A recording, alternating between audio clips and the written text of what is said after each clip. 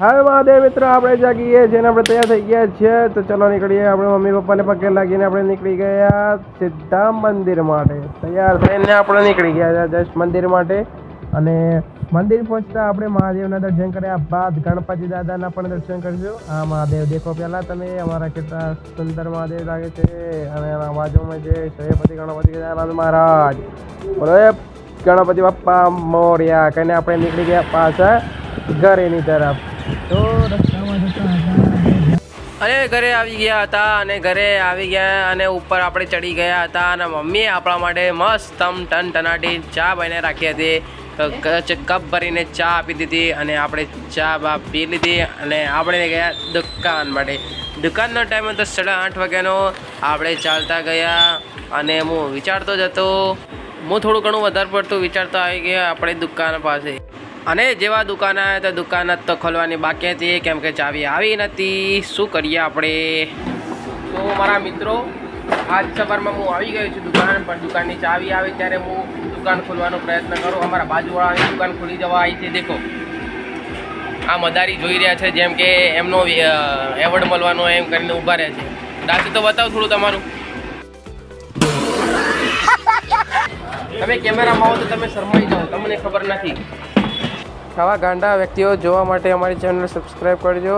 અને થોડી જ વાર થઈ એટલામાં આપણે દુકાન ખોલી દીધી. ચાવી વાવી આવી ગઈ હતી. દુકાન ખોલ્યા.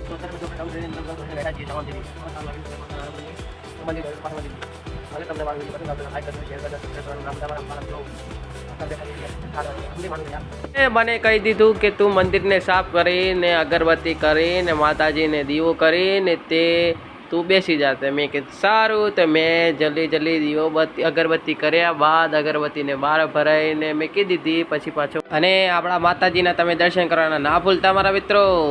ઓર અમારે દોસ્તાર આવ્યા હતા. તમે દોસ્તારને કાકાએ મને અંદર બોલાવ્યો અને હું કેમેરા સેટઅપ કરી દીધો. અને કેમેરામાં તો સારું ચોખ્ખું દેખાતું. તો શું કરું તો કંઈ ખબર ના પડી. તો વિડીયો એમને ઉતરી ગયો. મને કાકા એના માટે બોલાવ્યો હતો કે આપણે પૈસા ગણવાના હતા. તો હું ફટોફટ પૈસા ગણવા ઊભો થઈ ગયો. અને પૈસા ગણતા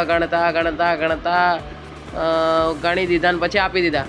તો પૈસા ગણીને કાકાના હાથમાં આપી દીધા ને આપણે કેમેરો પાછો લઈ લીધો. પછી મને ખ્યાલ અને આપણે આવી ગયા આપણા ઘરે ભોજન કરવા. તો આપણે જમીને નીકળી ગયા સીધા રોશની મોલમાં કરિયાણું લાવવા. તે ફટાફટ કરિયાણું લઈ લીધા બાદ આપણે તરફ નીકળી ગયા દુકાન. તે ફટાફટ કરીને આપણે પાછા આવી ગયા દુકાન.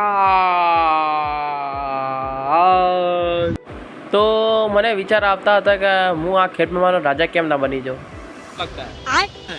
તો પછી આપણે ગાડી લઈને નીકળી ગયા A4 પેપર આપવા માટે.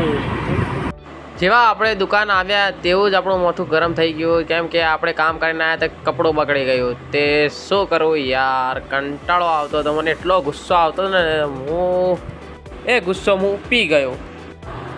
અને દુકાનમાં 2-3 પાર્સલ આવી ગયા હતા. અને તેમનું બિલ હતું, તે બિલ મેળવવા બેઠો હતો. અને ફટોફટ મેં જેમ બને તેમ ફટોફટ ઉતાવળ કરીને તે બિલ બધું મેળવી લીધું.